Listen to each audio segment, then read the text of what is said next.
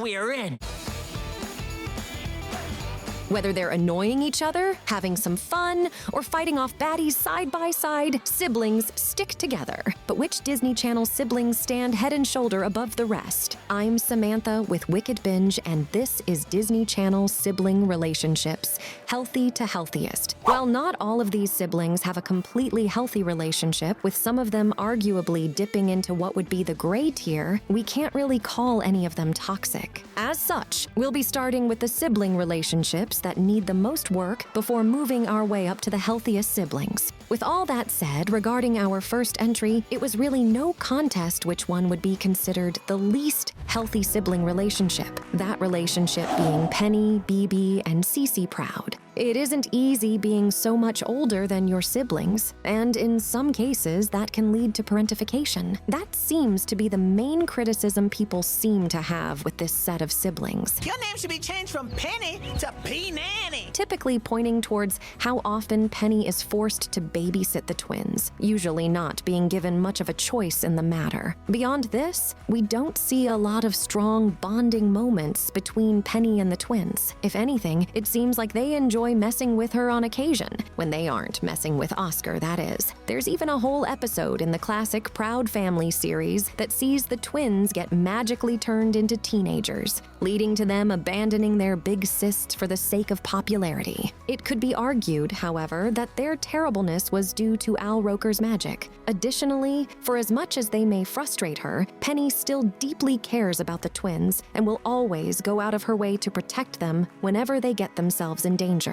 Up next, we're going to briefly discuss Sylvia and her brothers. We don't see too many siblings in Wander Over Yonder, with the only real significant example being when we see Sylvia visit her family on her home planet. This includes her 3 dopey stay-at-home brothers, who, for what it's worth, are very happy to see Sylvia when she shows up. The 4 of them seem to enjoy roughhousing with each other, at the very least. But, as Sylvia later points out, because their mother doesn't force them to be better like she does with Sylvia, her brothers are allowed to laze about at home. This naturally leads to a bit of tension between the entire Zbornak family, and the fact that her brothers seem to care more about their own interests and fighting more than anything else didn't exactly help matters. But much like the Proud siblings, none of this ever truly crosses into toxicity. There's just a lot of dysfunction and a lot of room for improvement. Good thing Wander is there to play mediator. From the wonders of space to good old 3rd Street School, we have TJ and Becky Detweiler. Like with our previous entry, we only really see these two interact in one instance, that being in the Recess, School's Out movie. Still, it's a pretty significant relationship, given that Becky being willing to pick up TJ's friends from camp is what allows the rest of the movie to happen. But of course, Becky only does this because TJ blackmails her using embarrassing entries from her diary and claiming that he has copies that he's going to post on the internet. Typical bratty little brother behavior, especially for a prankster like TJ. But despite all this, when she learns that TJ is in serious danger, Becky helps get all the other kids to 3rd Street School, putting her little brother's safety above her hopes for a job promotion, and even participates in the final battle. TJ, in turn, shows his appreciation for this by returning Becky's diary. It's a nice step in the right direction for these two, and we can only assume that they end up growing even closer as they both continue maturing. But mild insults and blackmail can't quite compare to full-on curses. Still, as fractured as Ida and Lilith Clawthorne's relationship became, it was never completely shattered. At the start of the show, these two were almost frenemies, having a forced rivalry due to one sister being a wild witch and the other being part of the Emperor's Coven.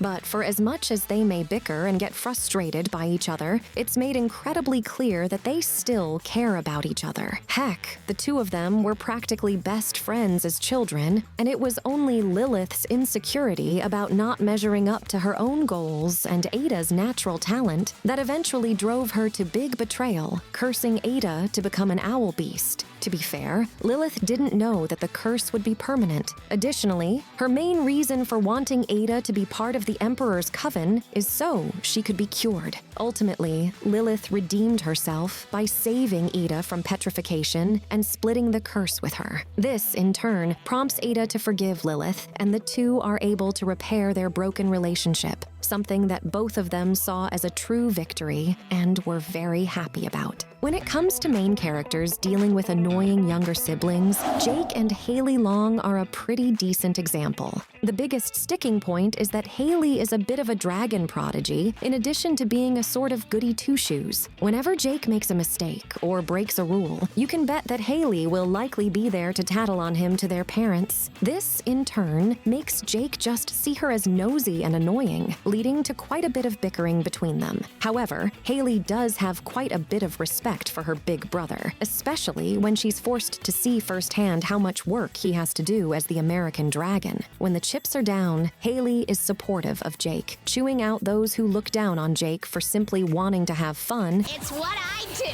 And is even happy for him when he reunites with Rose in the series finale. Jake, meanwhile, never hesitates to protect or help Haley whenever she needs him. Sorry, Shaniqua, but I got a little sister to save. One of the best examples of this is in the episodes Haley Gone Wild, where Jake is willing to tattle on both her and himself and endure the grounding of a lifetime, if it means breaking Haley out of Puka's brainwashing. But of course, these two aren't the only Disney siblings that fall into this sort of dynamic. The sibling trio of Kim, Jim, and Tim Possible saw a similar arc. For a good chunk of the show, Kim had to endure being messed with by the Tweebs, often dealing with their pranks and their schemes that are usually meant to embarrass her, not to mention all of their crazy and fairly destructive inventions. But for as much as they were brats to her, they were ultimately able to mature enough to become true assets to Kim, even being her main mechanic when she got her supercar, the Sloth. Then again, during this, they do try to mooch off of Kim by making her sign a contract that makes her their chaperone in exchange for fixing her car. So in that sense, they still aren't the nicest brothers, and as such, we don't see Kim bond with them too often either. But hey, we do see future versions of the Tweebs rescue both Kim and Ron in A Stitch in Time, so at least there's that. Being a hero, Kim has also gone out of her way to protect and save her brothers from danger, further establishing that the possible siblings have each other's backs. Heading back over to the Boiling Isles, let's talk about Amity, Amira, and Edric Blight. Being the opposite of their overachieving little sister, the Blight Twins and Amity are almost parallels of Ida and Lilith, from the embarrassing nicknames to going out of their way to prank her. It's easy to see why Amity would be a bit apprehensive of them, even if all they wanted was for her to loosen up. Thankfully, the twins eventually found a better way of supporting their little sis, being the ones to listen to Amity when she was feeling worried about her feelings for Luz, and even helping her dye her hair to the color that she wanted. Really, all three of these siblings can be incredibly caring, supportive, and protective towards each other when they want to be, and it was nice to see them work things out relatively easily. It's for these reasons why we feel like these three deserve a higher spot out of the siblings we've listed so far. Entering the upper half of our list, in spite of all the busting attempts and the whole driving our sister insane thing, we can't overlook how positive the relationship between Phineas, Ferb, and Candace Flynn-Fletcher truly is. While it'd be easy to paint Candace as the mean big sister who only cares about being the boss and controlling her brothers, part of the reason why she wants to bust them is because she doesn't want to see them get hurt. Furthermore, she secretly admires their skills and talents, despite how much they drive her crazy. She'll also do what she can to protect them from things, even if she isn't the best fighter. What's more, Candace has frequently sacrificed her chance to bust her brothers for their sake, proving that she truly does put them above all else. I'm gonna bust my brothers! On the other side of things, Phineas and Ferb absolutely love their big sis. Whenever she needs their help or support, they don't hesitate to invent whatever she needs. We also see them encourage Candace several times throughout the series, pushing her to be brave and doing what they can to boost her self-esteem. Maybe they don't always understand her and can even be more than a little oblivious when it comes to her frustrations. But Phineas and Ferb really do love Candace just as much as she loves them, perhaps even more so. Much like our previous entry, the twin relationship between Dipper and Mabel Pines can be seen as either wholesome or controversial depending on the person. Ugh, Ugh, did you just lick my hand? On the one hand, these two have an incredibly strong bond, and for as crazy as things get in Gravity Falls, they make a pretty good team. From zombies and ghosts to gnomes and demons, the Pines twins can take on anything so long as they're doing it together. On the other hand, some fans have felt that these two don't exactly have an equal give and take. For as protective and supportive as Dipper can be, often sacrificing his own happiness for Mabel's sake, it can be a bit harder for Mabel to do the same in return. She hesitated to give up her sock opera to save Dipper, which is just a bit messed up, and she's often seen teasing Dipper, occasionally falling into being an annoying sister. We also can't forget the desperate deal she made with a Bill-possessed Blendon when she was upset at Dipper. Still, we acknowledge that Mabel only did this because she was scared of losing her brother, someone she saw as her best friend, so we can't fully blame Mabel for making a mistake due to her emotional stress at the time. We also can't forget all the times that Mabel has gone out of her way to protect Dipper, often being the brawn to his brains. In the end, the two are always able to work things out when it comes to their conflicts, further proving that they truly are a team no matter what. Up next,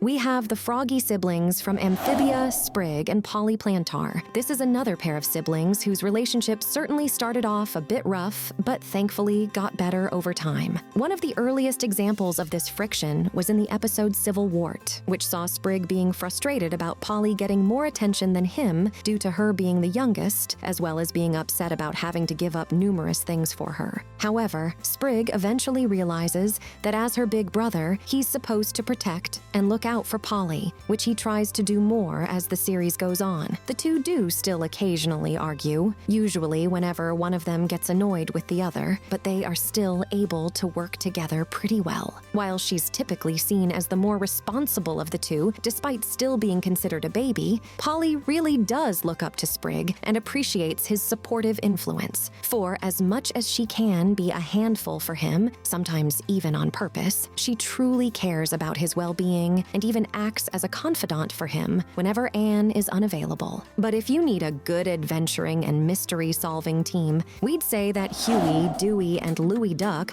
are the Duck brothers to beat. With all three of them having totally different personalities from one another, it's honestly kind of a miracle that they only rarely fight. They're incredibly close to each other and even have some things in common, like each of them being fairly adventurous and just a bit mischievous. Sometimes sibling rivalry rears its head and they can get a little too into competing with each other, but this has yet to stop them from still having each other's back and forgiving each other wherever things get a bit too heated. The same goes for whenever one of the brothers keeps a secret from the other two. Additionally, each of the Duck brothers support each other and look out for each other in their own way. From Dewey making sure Huey doesn't lose his temper and often calming Huey down whenever he does lose it. Oh no, Huey's broke. To Huey and Louie being the strategic ones of the trio and bonding over that, to the three of them working together to solve some pretty mysteries. It's just shown over and over again that these three have an incredibly strong bond that's often seen as one of the best aspects of the 2017 reboot. For our bronze medal of healthiness, we're giving it to the super and non-super sibling duo of Kevin and Gretel Grant Gomez. Given that Kevin completely missed out on getting superpowers, it would have been all too easy to make him bitter and jealous of Gretel and Hamster for getting to be superheroes. In reality, however, it's almost the exact opposite. Sure, he's a bit disappointed by the missed opportunity,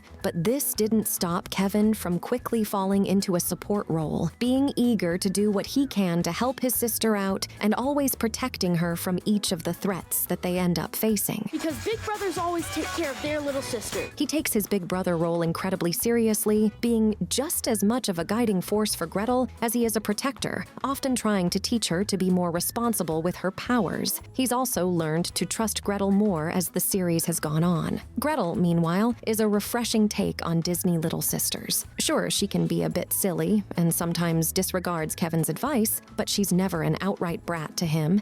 Are you fantasizing about punching me through four walls again? And for as frustrating as it can be at times, Gretel greatly values Kevin's help and really does appreciate him as both a sidekick and an awesome big brother. Moving on to our silver medal, it's going to Molly and Daryl McGee. With how wholesome the McGee family is as a whole, it really isn't a surprise that that these two manage to have such a great relationship. Sure, they both have their own goals, with Molly being focused on doing good and enhappifying, while Daryl often puts his talents towards quick buck schemes and awesome pranks, but it's still incredibly easy for them to bond and have fun together, like through watching movies or playing games. Daryl is often seen helping Molly with her enhappifying plans, like when he helped her raise money for a new Brighton bandshell. And while she may not always approve of his more mischievous tendencies, Molly does what she can to be a good influence and source of support for Daryl, pushing him to be better while still loving him for who he is. Of all our total opposite sibling dynamics on this list, these two really are the